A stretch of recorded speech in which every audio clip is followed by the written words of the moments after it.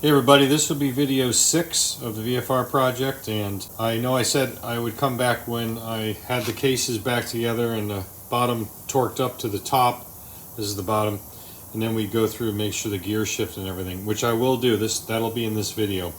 But I wanted to give you a little prologue to it because there's some other issues, pretty significant issues that I found and hopefully corrected with this shifter assembly. And the assembly itself, the individual parts, and more of these threads. Okay, so first thing, you already know about this. I already talked about that, which is, this is the old one. You saw that with the little arms, the detent. The one up top here is the neutral, and then that one is the actual gears. I actually had it backwards. I was wondering why it didn't want to turn right, and I looked at the exploded view and I thought it went that way, but it definitely goes this way, so it works a lot better. Okay, here's the problem. First thing I noticed yesterday, you see this edge right here where this pin goes, and that holds a plate, and I'll show you this assembled here in a minute.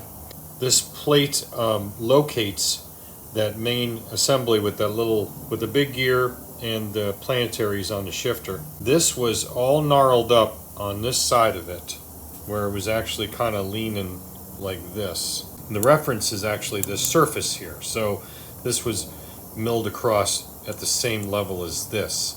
Well, I was concerned about if I left it, that when I torqued this bolt down, that it would want to make that plate go this way or even that way. It just wouldn't be right, and then the fastener wouldn't torque properly. I mean, it's only an M6, it's only going to go to 7 foot-pounds, but I wanted to correct that. So what I did yesterday was I put it up on the mill and refixtured it and took a 1/2 inch end mill, and I took off about 30 thousandths from this down below this surface, measured with a depth mic. Then I went to the lathe and I made a little brass washer, so when the plate goes back down, everything's going to be level.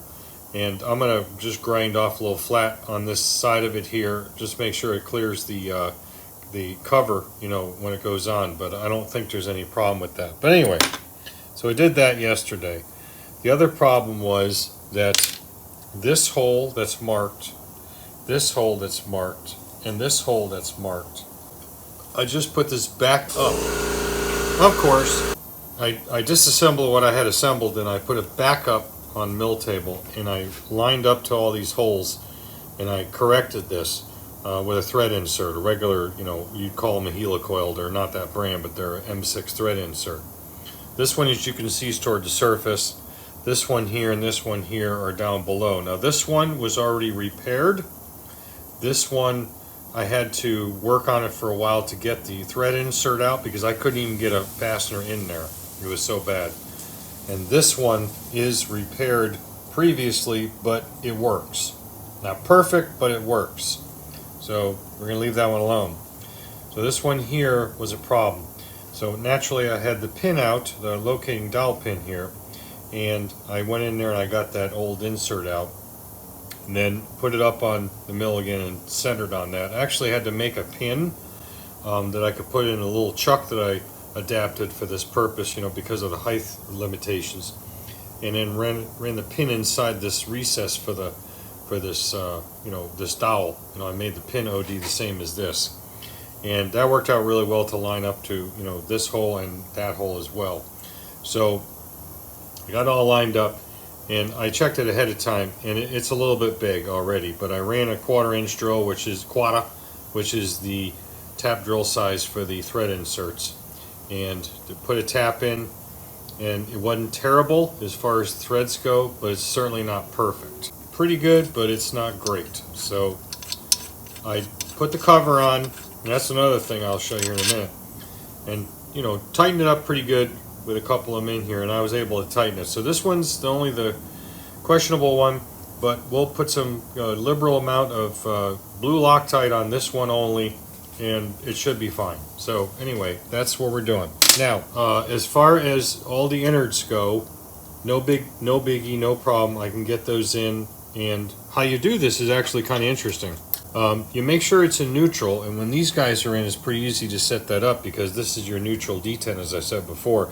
And you can look down on the back side here, and you can see when the little tab that's off of the back side of the shifter drum you can see when that tab lines up with the neutral switch. And here's the old shifter drum. You can see that right here, that part that sticks out, and that's what pushes on the little switch, which is the neutral switch. So when you're in neutral, you line up these two little dots.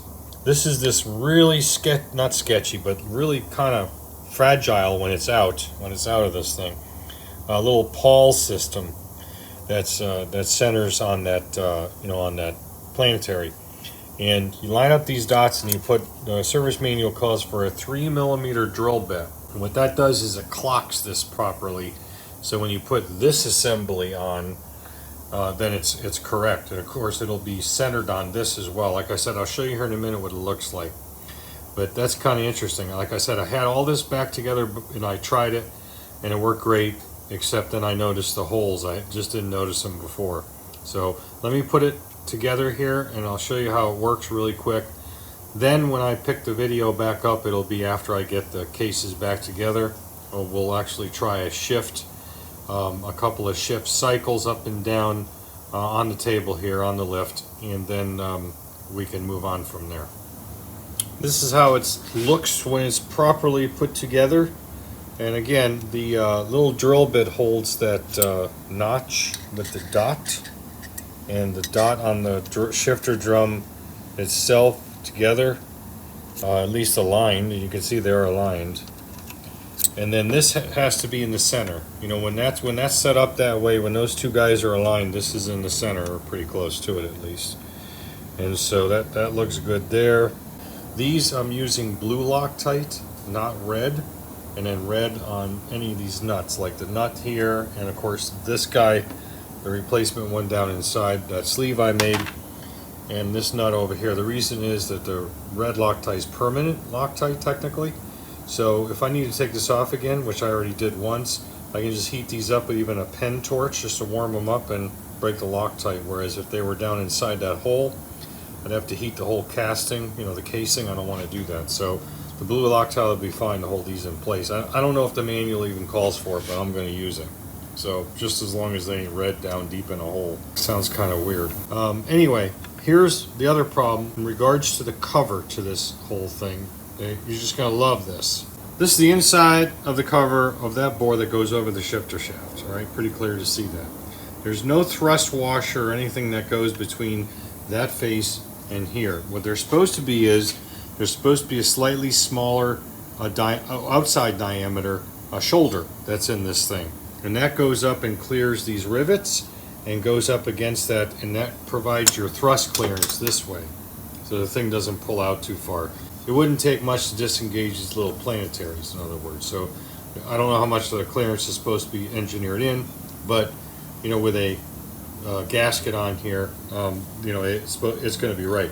I have no idea what happened to this. This looks like somebody went in there with a die grinder and opened this up for some reason, and I for the life of me, I couldn't even begin to figure out why. And there's clearly not wear from it banging around or something. This is man-made, so to speak. I really don't get this. I really don't. Put the cover on. We can test the shifting here pretty simply by snapping that one in place, and then I'll show you what I mean, how it shifts. It works pretty well.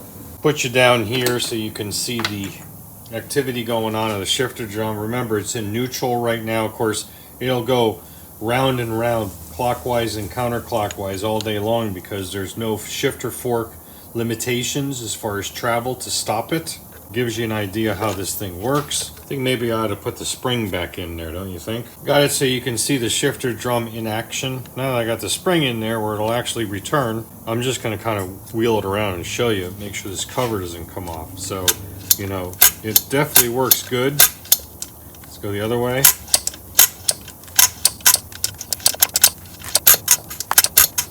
So it feels normal, unlike the first time I put it in, when I had those Detent arms backwards. I'll admit when I make mistakes. Remember, folks, I screw up, so you don't have to. So yeah, it's definitely working fine now. So that leads me to the conclusion of this prologue. And what I wanted to say was, I'm going to have to revise my theory I put in the last video as to why this thing blew that transmission apart as far as that snap ring went.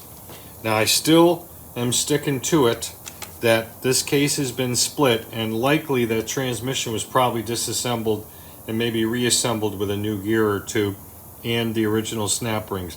That definitely is plausible. What's equally as plausible is finding all this crap and the way this was put in and the other problems. Most likely it was very hard to shift, and so what people were doing was, whoever was riding it, they were really hammering this thing trying to get it between gears. So with that kind of force, you know, holding up and then letting go, the next thing you got is the thing just whamming, boom, boom, into the next gear. And remember, those gears have to go across one into the other, and so I think that was definitely part of it.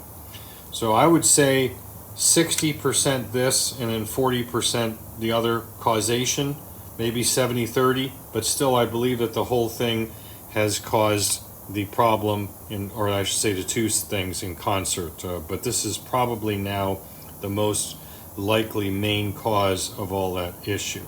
What I did on this was I found one on eBay and I've ordered it, and I'm going to wait for it to come in. Now I could take this and I could fix it. It's not impossible to calculate what the thrust should be, the axial thrust. And what I would do is I'd again put this in the mill and maybe put on some 1, 2, 3 blocks. You know, reference some of these screw or bolt faces that are machined, and then dial indicate this in flat, and then at that point I go in here and just mill this down with an end mill to make it square again, and then put it back on, and then just put this down with the gasket in place, and then pull it up and down. Hopefully it doesn't disengage the little gears, but they're not spring loaded, so they'll probably go back in, and then measure that distance. Then come back to the lathe and measure the distance between these 3 rivets, and then say how big or how small should the OD of something like that be. And I can even make it out of aluminum, and then make it the proper thickness, drop that over the shaft, put this on, new gasket, bolt it up. It would be good as new, of course, with a new seal, which I do have. I really don't want to do that. I'm just going to wait for the cover to come in. If I couldn't find a cover, that's what I would have been doing right now. So we're going to leave it off, or we're not going to leave it off. We're going to put it on just to keep this area protected and keep everything in place. So the shifter situation should be done. And again, I wanted to give this as just a prologue. And then when I pick it back up, we will be at the point where I have the cases back together, and then we'll actually put it through a shift cycle up and down through the gears, and then make sure that that's all good before we move on. Hey everybody, I hope that prologue wasn't too long, but I needed to do that to explain where we are up to at that point. I do have a new mic, as you can tell right now. Unfortunately, I did not have that when I shot that footage, and it had to be done right then and there because I had to put that part together. So let's put you down, or put you up rather, looking down. You can see the transmission, and we'll go through the gear shifting because it's all back together. The lower case bolts and the upper case bolts are all tightened, torqued. I can actually get at the upper case bolts while it's upside down ultimately, because there's 5 back here and 1 down there. So it's not really a big deal. So I just left it upside down. The main ones go in this way, though, around the crank, which you'll see. So let's get right to it, and we'll show you how she shifts. Okay, so as you can see, there's our innards. There's your main crank bolts there. These are actually 9mm. I wasn't aware of that until I was looking at the service manual. I don't mean the heads. These are 12mm hexes, but the actual threads are an M9 by something or other, probably 125, I guess. Unusual size for sure. So there's 9 of these. There's 9 M9s that all get torqued up to a certain spec, and all you do it is in a cross pattern. And then the rest of them, there's 1 M8 down here, and then the rest of them are M10. There's a couple of 10mm that goes up from the backside. One of those is the one that wouldn't come out because you have to take the head off of that. That has a sealing washer, so that stayed in. I just pushed it up through and cleaned those threads sticking up through the case before I finished cleaning everything. And there was 1 or 2 M10s headed, well actually M6 bolts with M10 heads that are in the same situation, plus all the other ones I put back in. So there isn't a whole lot of them in this engine. So what I use for the sealant between the case halves is I like to use 3-bond 1211. Brand new tube. I just got it yesterday. And I think it's a really good case sealant. It takes a long time for this to cure, and that's what I want, because according to the service manual information, you're supposed to coat both sides of the case halves with a sealant before you put it together. And I kind of like to do it the Alan Milliard way. If you watch him on YouTube when he rebuilds those real special custom Kawasaki's and so forth, he takes a small brush like like a paintbrush like this. I buy these at the grocery store. I'll demonstrate here on this part of the case to show you what I mean. He takes a little bit of the sealant and then he wipes it around, a thin coat. So that's what I did on both halves, and the reason why I like 1211 is it doesn't kick as fast as like Honda Bond or Kawa Bond or any of the other ones like that. So anyway, that's how I did it.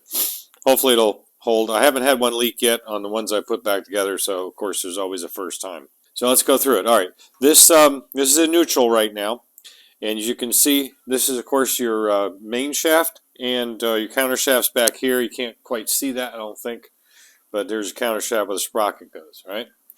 So this is the driven, and this is the drive side rather, and this is the driven side. So the power goes in and the power comes out. So right now we're in neutral, which is the way it's supposed to be. The neutral detent is engaged on that shifter I showed you in the prologue. So this is set up on the motorcycle upside down as far as the lever goes, as to the way it would be in the proper configuration with the lever pointing back at the rider's foot. So that means that first would be one down and the rest would be all up that way. So let's see what we're gonna see what we can see. Now I'll tell you right now that shifting a static motor like this that isn't running, sometimes it won't go into gear because the cogs aren't lining up exactly right. So sometimes you have to try it a couple times and spin these around a little bit to get them to line up. But for the most part, it gives you a really good idea whether it's screwed up or not. All right, so one down is first gear. So we're in first. We can verify that by trying to go down again, which it won't do because the shifter drum doesn't have any accommodation for that to go any further. All right, so it just won't go any further because it's hitting the pin right there. Now we're going to go back to neutral and double check that. Now we'll go back to first again. I'm going to get it in first and we'll go up to second, third, fourth, and so forth. All right, so we're in first, verified. Now we're going to go past neutral and go to second. What I'm going to do is I'm going to try to spin this. I don't really know what yeah, here we go. I can tell what direction it spins in because of the direction that the counter shaft is turning where the sprocket goes. Obviously, it turns in a direction that would turn the wheel to go forward, right? Second,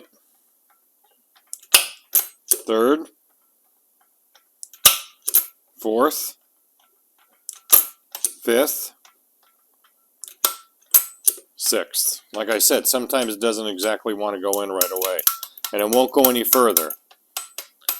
So now we're in sixth gear. Now we can downshift. Fifth, fourth, third, still engaged. Let's go back third. Second, first, and then back to neutral. Oops, missed it. There's first and neutral. All right, so I can spin them independently. Let's run it through one more time. So we're in neutral again. We're going to try it again one more time. And first gear.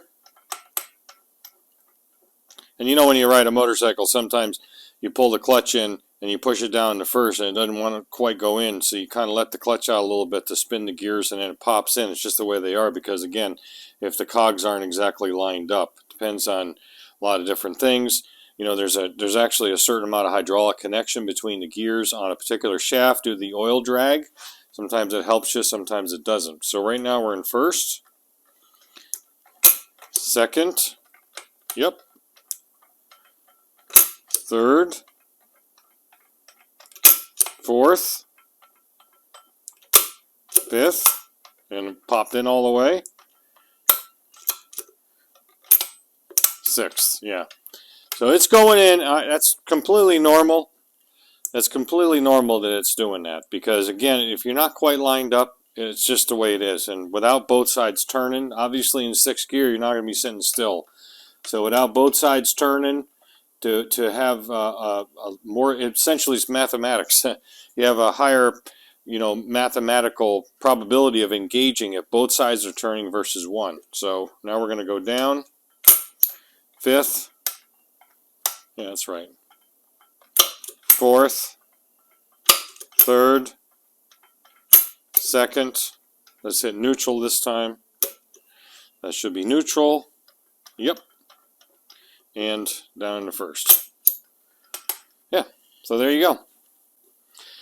So that is working properly, and we're back in neutral. And again, this one, as you saw from that prologue section I did on this video, there's 2 different detents in here, the arms that hold that in there. Let me show you what those look like in case you're not 100% familiar with them, because I have the old tranny parts here. We'll dig those out. I think I have them. Here are the 2 arms that ride on that one pivot in there. They're actually staggered like this when they're in place. All right, and the small one is that neutral detent. There's a cutout in the shifter drum for this size radius, and then there's a bigger notch cutout in, obviously, I guess that would be 6 steps then, because it's, you don't have a neutral detent for this, you have it here. So 6 of those cutouts machined into the shifter drum for this one. And of course, this has a spring inside there that keeps it, I think it's like this, but anyway, it doesn't matter. Keeps it pushing up against the shifter drum in those particular cutouts, right? So this is pushing up in there, and it rolls with it. It rolls with it, and then roll tide, and then you end up having this notch you into the different positions. So what's happening is, I'll actually show you on this old shifter drum.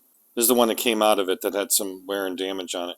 So when you're shifting this, and it's going from one to the next to the next to the next with that spring tension, when you're not riding down the road and you have both sides spinning on the shaft, you said shaft, like if you're testing it in this particular situation, it could go over and kind of lock right here because the gears haven't quite aligned yet. So it just wants to go in. Then when it turns a little bit more, it drops in, especially on those higher gears. It tends to happen. I don't know why. And there's the detent for neutral. So this little one fits in there. You see how that kind of radius matches that. And then the big one fits in, like, again, the one that detents the individual gear location. So this thing essentially just goes around one way and around the other, indicating off of, or referencing off of those individual little recesses in this particular part. And then when you get to neutral, like it is right now, it's sitting right there. All right, so this big one would be right here, waiting to do its job, and the little one is holding it there. So that's really how this works. Pretty simple. A lot of them are the same way, except for the fact I indicated, I think, in the prologue or whatever else, probably with some bad words, that this is a complicated son of a gun. Now, I do not have the new case cover on. This is the old case cover, just loosely held in place, because I just wanted to protect this and then test it. But once that comes, I'll put that one on, and I'm going to paint this engine up as a whole, so I'm not going to worry about painting that. But I'm just going to do that as a whole, later on. But yeah, so I'm confident that the tranny is shifting properly. I'll probably try it a couple more times off camera just to satisfy the OCD in me, and throw a little bit more oil in here. And then once I start bolting the motor back together, or not bolting it together, I'm sorry, bolting things on the engine that go on it, and I get something that I can bar the motor over on the crank, we'll go ahead and make sure that everything's free there and do it to it. In fact, I'll probably do that first. This will all be off camera, of course. I'll do that stuff first on the sides of the motor before I start putting stuff in here. It doesn't really matter which order you do these in, because we're going to put the oil pump assembly and the crossover pipes and stuff in. I have all brand new O-rings for it. There's a O-ring that goes between the 2 case halves for part of the oil circulation system to transfer oil from actually up here down to there, and it helps lubricate the transmission. There's actually a couple of nozzles back in here, or actually on the top side, I'm sorry, They're pointing up right now, but when the motor's in right side up, there's two little nozzles that are made that essentially shoot oil down at the transmission gear. So that's kind of neat. And they're part of that circuit that connects with that O-ring. So I got a new one of those, and I got new seals on the side. Got new seals. Push rod seal for the push rod for the clutch. And then, of course, a new output shaft seal, which is unavailable from Honda right now. It says unavailable, but I found a new old stock on Fleabay, but it is a brand new seal. So, hey, even still had the original grease on it. Now, this particular seal, I put a little. It's a what do you call it? A grooved seal. It actually has a little flange on the back side of it. So this is not changeable by pulling it out. Like you can't change it on with the motor, in one piece. You'd have to split the case. In this particular one, I put a little bit of 3-bond in those grooves just to make sure that seals off well. This one I did it on half, just not thinking, I guess, but this one can be changed. It doesn't matter because this one can be changed with with the engine put together. It's not a big deal, and that's not going to leak anyway. They're sandwiched in there pretty nice. In the words of Alan Parsons Project, where do we go from here? I'm like I said, I'm going to get stuff put back on. Probably later today, I got to go do some other stuff, and then I'll get the motor barred over and make sure everything's good there. Just make sure everything's still free. Now, when I put this back together, I know some guys are adamant users of like assembly lube or anything like that. I don't use any assembly lube on these. I just use a little motor oil. Just like I said, if Alan Milliard can do it, I can do it. And that's all he does. He takes a little bottle with like a needle and drips a couple of drops of oil, and that's how he puts his motors back together. I put a little bit more than that with this guy, but on the top half, the bearing halves have some oil on it and dribbles some oil on the actual crank. It'll be fine. Trust me, guys. It'll be fine. So there's still oil underneath this crank, between the crank and the bearings in the upper crankcase. The bearings in the lower crankcase I took out so I could clean the crankcase. And crankcase, yeah. And I didn't want to lose them. And I can't remember if I showed you this in the other video or not, but what I do is I just make a little drawing of where they go, referencing certain features of the case, and then put them in individual bags with those numbers. That way there's no way to screw it up. Of course, I'll figure out a way. So again, I apologize for that prologue thing. Also, in a related issue, I do have the engine mount bolts fixed with time certs. That was done over on the mill, and they came out really great. That's a really neat kit, expensive as shit, but they work good. Okay, so a couple closing thoughts here. If you're going to split a case, put it back together, cleanliness is number one. I degrease all the case surfaces after I thoroughly clean them with brake clean, just a little bit on a rag and go around. It's very tedious setting this thing up to have the case halves go back together. You take every little bit of gasket material that's on there. I also go around with some like 800 or 1000 wetter dry and some silicone spray and very carefully just touch off on the flat surface, just a little bit to make sure that there's no high spots. I did find a couple, and again, probably from when somebody else was in here, a couple of nicks that would most likely keep the case halves from sitting absolutely flush with each other, so I took care of that. One of them, in fact, with a small file, and then went over it with a little bit of that wetter dry. I'm real anal about the surfaces before it goes back together. I mean, I probably put more goo on, not more volume-wise, but I probably put it in more places than it's even required. But it doesn't matter as long as it's not spreading out everywhere and then breaking off and going through the engine after it's running, then you're good. So you don't need much. Like I said, I like that Alan Milliard method of putting a little on and scooching it around, I guess be a better word, with a small brush and then be done with it.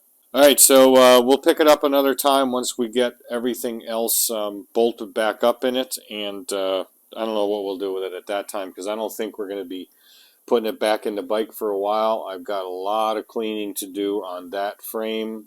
I've got to get this thing degreased and painted, again, as a whole. So until next time, I'd suggest that you go down in the comments, leave me a comment. That's no problem. I answer as many as I can. And also consider subscribing. Like the video. Ring the bell. You get notified when I put more stuff up. Because what I'm going to be doing here shortly is I'm going to be taking the carcass off of the VFR, off the big lift, and cleaning up and bringing that Z1R frame back in. And since I have the swing arm, that little relief pocket welded up, I want to make sure it clears and then get it relined up for figuring out where I'm going to put the blocks that I need to machine to hold the rear shocks in place, and also machine some spacers for the axial or left to right offset. So I don't want to put offset on you. So with that, we'll sign off. Remember guys, don't just repair, restore. Thanks for watching.